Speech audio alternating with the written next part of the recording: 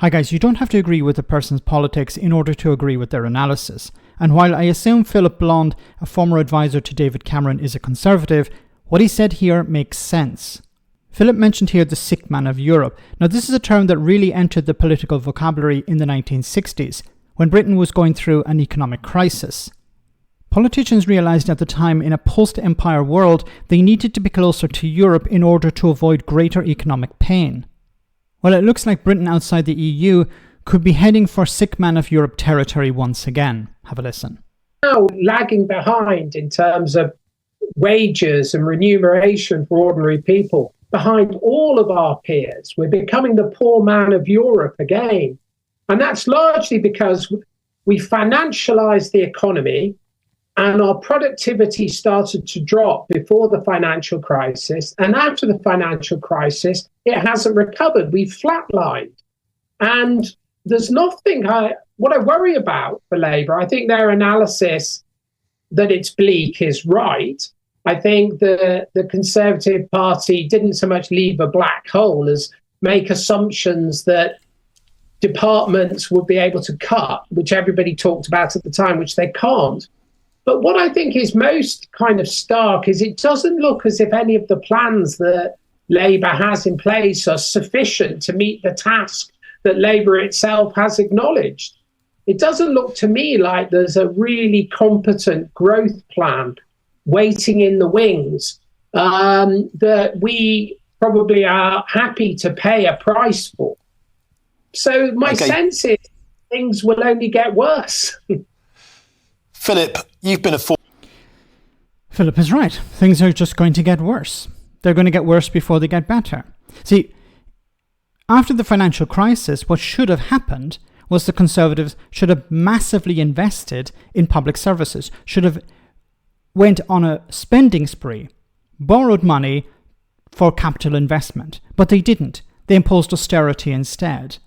And now, after years of austerity, the new government is trying to pick up the pieces. But the problem with the goal of growth is that you need workers. You need workers and investment. So the government are not talking about massive investment in public services. They're not talking about changing the visa system to allow more workers in, or even talking about rejoining the European Union.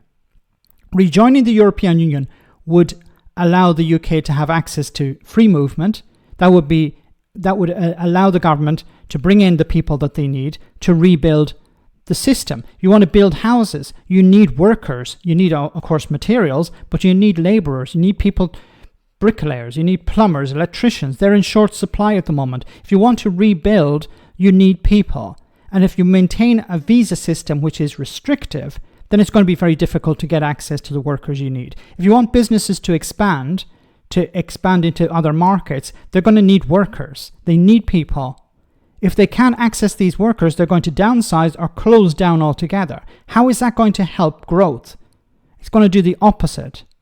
So in order to grow the economy, you need massive investment into the public sector, infrastructure, building roads, building railways, expanding airports, whatever, infrastructure, making sure people are being treated in the NHS so they can get off the waiting list and get back into work.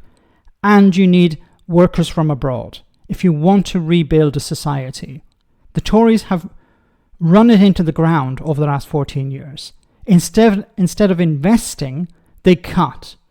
Those are having massive consequences, and those consequences are going to be felt for years to come. Labour can't flip the switch and fix all of these things. It takes time, it takes resources, and it takes political capital.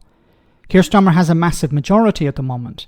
What he should be doing, if I were him, would be working towards undoing Brexit, working towards removing the restrictions on immigration, because you need workers to come in. And of course, borrowing if necessary, or increasing taxation on the richest to build infrastructure, to rebuild public services, build houses. This would make life better for ordinary people, but it would also create a massive boom in the economy. People coming in to the country, working, building properties, building houses, and spending their money in the local community or in the communities. So this was the way to get out of this spiral.